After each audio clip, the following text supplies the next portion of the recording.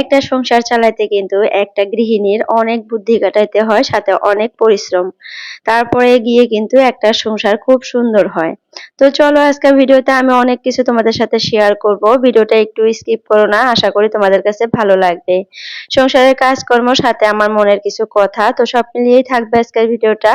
তো চলো শুরু করি। হ্যালো এভরিওয়ান, আসসালামু আলাইকুম আমার প্রিয় আপুরা, তোমরা কেমন আছো? আশা করি সবাই ভালো আছো।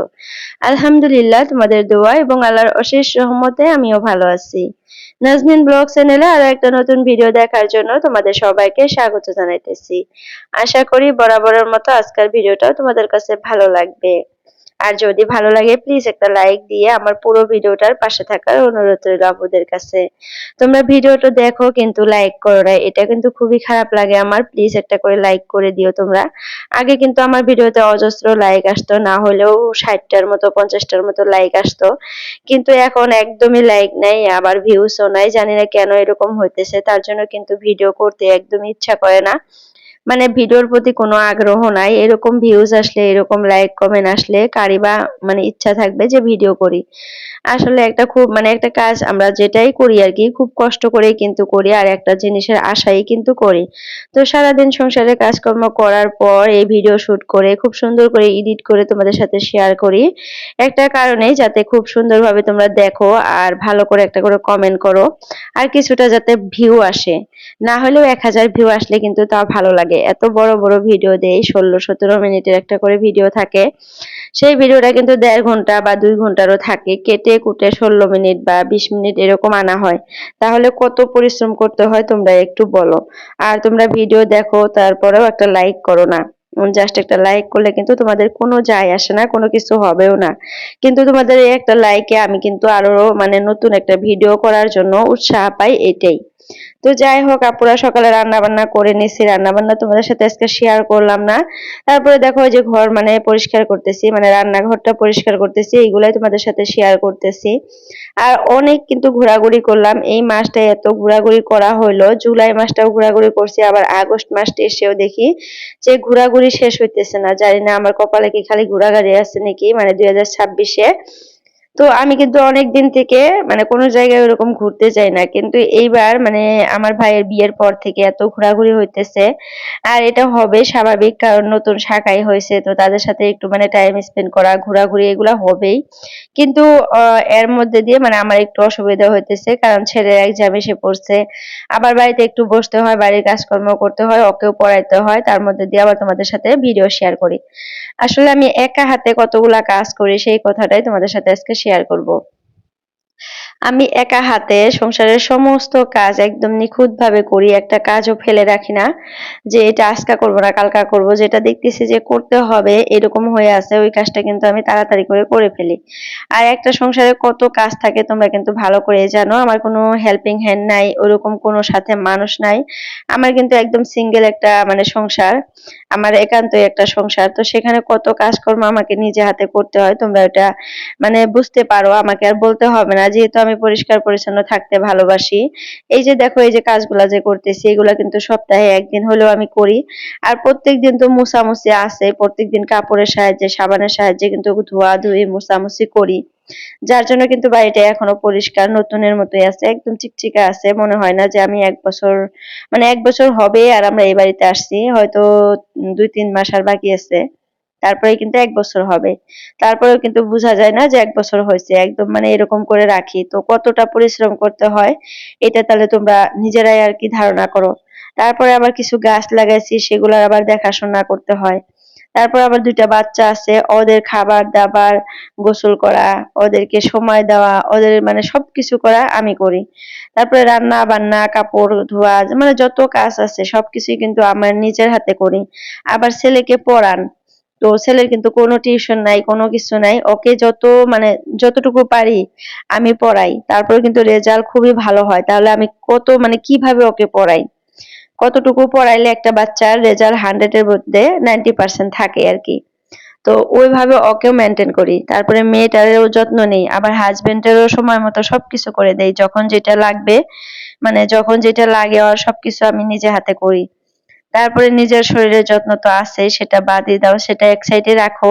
আমরা যারা গৃহিণীরা আছি তারা সব কাজ করতে পারি, কিন্তু নিজের যত্ন নেওয়ার টাইমে দেখা যায় যে মানে আলসামি।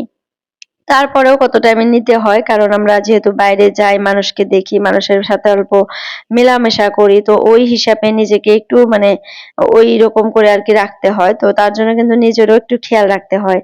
তারপরে আবার এই যে দেখো ভিডিও, তো এটার জন্য কিন্তু এক্সট্রা করে আমাকে নাও যদি হয় 1 ঘন্টা সময় বের করতে হয়, 1-1.5 ঘন্টা। মানে সারাদিন তো ভিডিও শুট করি, ওইটা গেলই, তারপরে আবার ভিডিওটা এডিট সেডিট করতে 1 ঘন্টা যায়। তো এটার জন্য আবার টাইম বের করতে হয়। আর প্রত্যেকদিন রেগুলার ভিডিও দেই, আমি ফেসবুকেও দেই, ইনস্টাগ্রামেও দেই, আবার ইউটিউবেও দেই। তো আমার ফেসবুক আইডিটার নাম বা পেজটার নাম আমি এখানে মেনশন করে দিব। তোমরা চাইলে আমার ফেসবুক মানে পেজেও ঘুরে আসতে পারো, আমার ভিডিওগুলো দেখতে পারো, সেখানেও খুব সুন্দর সুন্দর আমি ভিডিও দেই। আর ইনস্টাগ্রামও আমি মানে শর্ট রিলস বা ওরকম ফটো টটো আপলোড করি। কিন্তু আমার বিশেষ করে কাজ করি আমি বেশি ভালো করে ইউটিউবে, কিন্তু ইউটিউবে কতদিন থেকে করা হইতেছে না, কারণ আমি অনেক ঘোরাঘুরি করলাম। তার জন্য মানে ওরকম সময় পাই না। আর ইউটিউবে কিন্তু লং ভিডিও দিতে হয়, তার জন্য সময় লাগে, কাজকর্ম ওরকম কোনো কিছু দেখাইতে হয়। আর ফেসবুকে তো ওরকম না, আমি এক জায়গায় ঘুরতে আসছি, ছোট একটা রিলস বানিয়ে পাঠিয়ে দিলাম, এরকম আপলোড করে দিলাম। তো হঠাৎ করে এরই মধ্যে আমার ফেসবুকে একটা রিলস আর কি অনেক ভাইরাল হয়েছে, 2 মিলিয়নের উপরে চলে গেছে। তো আমি কিন্তু ফেসবুকে কাজ করি নাই আগে, আগে ইউটিউবেই করছি। তো ওই মানে ভিডিওটা ভাইরাল হওয়ার জন্য এখন আমি টুকটাক করে প্রত্যেকদিন 2-3টা করে আর কি রিলস আপলোড করি, সাথে ফটো আপলোড করি। তো এইভাবে কাজ করলে হয়তো একটু মানে আগাইতে পারবো মানে ফেসবুকেও। আর ইউটিউবে যে এই যে এরকম করে ভিউজ আসলে কিন্তু কোনো কিছুই করতে পারবো না, যেরকম ভিউজ আসে 200, 300, 500, এই ভিউজে কিন্তু কিছু করা যায় না ইউটিউবে। ইউটিউবে লং ভিডিও ছাড়া হয় যদি ওইখানে 5,000 ভিউজ আসে, তাহলে কিন্তু কিছু একটা করা যায় বা কিছু একটা পাওয়া যায়। তো ওই হিসাবে তো আর ভিডিওতে আর কি ভিউজ আসতেছে না, তার জন্য কিন্তু মনটাও একটু নষ্ট হয়ে যায়, মাঝে মধ্যে মনে হয় ভিডিওই আপলোড করব না। তারপরেও কিছু আপুর মানে কমেন্ট দেখে ভিডিও আপলোড করতে ইচ্ছা করে। অনেক আপুরাই আমাকে সবসময় বলে যে আপু ভিডিও দাও, ওয়েট করতেছি, তুমি কেন ভিডিও দাও না। কালকেও একটা আপু বলছে, রূপালী ভুইয়া আইডি থেকে আপু বলছে, আপু তুমি ভিডিও দাও, কেন ভিডিও দিতেছো না। তো তারপর একটা ছোট করে ভিডিও কিন্তু কালকে আপলোড করছি, ঘোরাঘুরি যে করছিলাম একটু, ওইটা ভিডিও আপলোড করছি। জানি না তোমরা কারা কারা দেখছো, আসলে ভিডিও দেখলেও তোমরা এখন কমেন্ট করো না, তার জন্য কিন্তু তোমাদের সাথে বন্ডিংটা আমার একদমই কমে গেছে। তো রেজিয়া আপু, রিমি আইডি থেকে, রিমি সুজিত আইডি থেকে ওই দিদি ভাইও মানে ভিডিও আপলোড করে না, কমেন্ট সমেন্টও করে না, জানি না কোথায় চলে গেল। তারপরে প্রবাসীর বউ মিম, আরো অনেক আছে, মানে সবার ভিডিও কিন্তু আমি দেখি, লাইক কমেন্ট করি, ভালো লাগে। কিন্তু আমার ভিডিও বর্তমানে ওরকম মানে কেউই দেখতেছে না, আমি দেখতেছি। তো যাই হোক আপুরা, অনেক কথাই বললাম, তারপরে দেখো এই যে কাজকর্মের কথা কিছুটা বলি। রান্নাঘরটা একদম খুব সুন্দর করে মানে পরিষ্কার করে নিলাম আজকে, একদম ঘষাঘষি করে ভিম বার দিয়ে ভালো করে, মানে উপরের টাইলস গুলাও ঘষলাম, তলের টাইলস গুলাও ঘষলাম, অনেক কিছু ঘষে তারপরে খিড়কি, গ্রিল, গ্লাস, গ্যাস ট্যাস তো প্রত্যেকদিন মুছাই হয়, ঘষাই হয়, তারপরে আজকে ওগুলো এক্সট্রা করে ধুইলাম, পানি দিয়ে ধুয়ে টুয়ে তারপরে মুছে পরিষ্কার করে রেখে বাইরে চলে আসলাম। আর এই যে কাপড়গুলা দেখো কালকে ধুয়ে দিছিলাম, মেশিনে দিছিলাম। তো ওরকম কিন্তু রোদ নাই আজকের, মানে ওয়েদারটাও দেখো ওরকম কিন্তু রোদ নাই, কিন্তু খুব সুন্দর বাতাস, ভালো লাগতেছে আর কি। আসলে এইরকম দিনটাই কিন্তু ভালো লাগে, এই দিনে এরকম দিন থাকলে কিন্তু কাজকর্ম করতে অতটা কষ্ট হয় না, খুব ভালো লাগে। আর যদি বেশি রোদ উঠে খারাপ লাগে, আবার বৃষ্টি নামলেও কিন্তু ভালো লাগে না। তো যাই হোক, উঠানটা ঝাড়ু দিয়ে নিতেছি, আর কাপড়গুলো আগে বাইরে বের করে দিলাম, যে একটু বাতাসে যদি শুকায় তারপরে তুলে রাখবো। এগুলা যেহেতু নতুন কাপড়, অতটাও রোদ দিতে হবে না। আর মেশিনের কাপড় কালকাও দিছিলাম একটু শুকিয়ে, একটু মানে পানিটা শুকাইছে, এখন একটু গরম হলে তুলে নিয়ে আমি ভাঁজ করে রেখে দেবো গডরেজের ভিতরে। আর এগুলা নতুন কাপড় পুরান কাপড় সবই আছে, যেহেতু ঘুরতে গেছিলাম, ওই ঘোরাঘুরির পরের কাপড়গুলা আর কি এগুলা। তো এই যে উঠানটা ঝাড়ু দিতে দিতে দেখো এই যে রোদ চলে আসছে, মানে বলতে বলতে রোদ চলে আসলো। মানে আগে কিন্তু রোদ ছিল না, এই দেখো এখন কিন্তু রোদ আসছে। আর এই জায়গাগুলো কিন্তু পরিষ্কার হয়ে গেছে, অনেক কিন্তু ঘাস ছিল, তোমরা আগে হয়তো দেখছো আগের ভিডিওতে, এত পরিমাণে ঘাস ছিল এদিক দিয়ে কি আর বলবো। তো সেই ঘাসগুলা কিন্তু একজন আন্টি কেটে নিয়ে গেছে, তার জন্য কিন্তু এখন ঘাসগুলা অনেকই কমে গেছে। তো আরো কমবে হয়তো ঠান্ডার সিজন আসতে আসতে, কিন্তু এগুলো সব মরে যাবে। আর আমরা কিন্তু ঘাস মরা ওষুধ দেওয়ার জন্য একদম মানে রেডি হয়ে আছি, কিন্তু একটা মেশিন পাইতেছি না। একজনকে বলা হয়েছে যে মেশিনটা নিয়ে আসো, কিন্তু তার শরীরটা একটু অসুস্থ, তার জন্য আসতেছে না। তো সে আসলেই কিন্তু আমরা ঘাস মারা ওষুধ দেবো, আর ওষুধ দিলে কিন্তু এই ঘাসগুলো সব মরে পরিষ্কার হয়ে যাবে, তখন কিন্তু আবার নতুন হয়ে যাবে। আসলে এই যে রোদের মধ্যে এই বাইরের কাজগুলো করতে না ভালো লাগে না, তার জন্য একটু মানে ভয় লাগে, সাহসটা কম পাই, তার জন্য কিন্তু করা হয় না। না হলে কিন্তু এই ঘাসগুলো পরিষ্কার করতে কিন্তু আমার মানে সময় লাগতো না, কিন্তু এই গরমের জন্য আর এই রোদের জন্য আমি একদমই সাহস পাই না। তো কাপড়ের পাশাপাশি দেখো অনেকগুলা জুতা হয়ে গেছে, জুতাগুলাও ধুইতেছি, 4 জনের 4 জোড়া জুতা, মেয়ের তো 2 জোড়া মানে এক্সট্রা, আর আমার এক জোড়া, তোমাদের ভাইয়ার এক জোড়া, ছেলের এক জোড়া। তো সবার গুলো আজকে ধুয়ে পরিষ্কার করে শুকিয়ে দিয়ে মানে শুকাইলে তারপরে কিন্তু আমি তুলে রাখবো। আর আমি কোনো জায়গায় গেলে আমি কাপড়ের সাথে সাথে কিন্তু জুতাগুলো ভালো করে পরিষ্কার করে ধুয়ে শুকিয়ে ঘরের মধ্যে রেখে দেই। মাটি মাটিওয়ালা বা মাটি শুদ্ধা রাখতে কিন্তু ভালো লাগে না। স্যান্ডেলের মধ্যে মাটি থাকবে, তারপরে রেকে নিয়ে রাখবো, র্যাক ট্যাক দিয়ে একদম মাটি দিয়ে অবস্থা শেষ হয়ে থাকবে, সেগুলো আবার মানে ঝাড়ু দেবো, ঘরের ভিতরে পড়বে, এগুলা কিন্তু একদমই ভালো লাগে না।